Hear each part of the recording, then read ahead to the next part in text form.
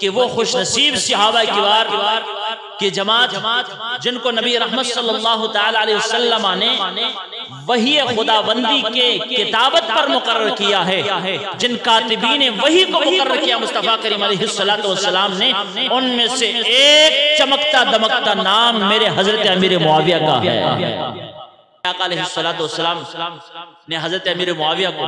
خود وحی کی کتابت کے لیے ڈیوٹی لگائی، منتخب فرمایا۔ آج صدیاں گزر گئی ہیں، میں کہنا چاہتا ہوں امام حسین کا گھوڑا سب کو یاد ہے،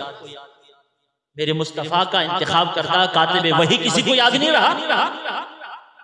امام حسین کے گھوڑے کی لگام سب کو یاد ہے، اور امام حسین کے گھوڑے کا نقش و نگار سب کو یاد ہے، لیکن کیا مصطفیٰ کریم علیہ السلام نے خود جسے کاتب وحی مقرر فرمایا ہے، اور آقا علیہ السلام کا وہ شہزادہ، وہ آقا علیہ السلام کا شہزادہ صحابی کسی کو یاد نہیں رہا؟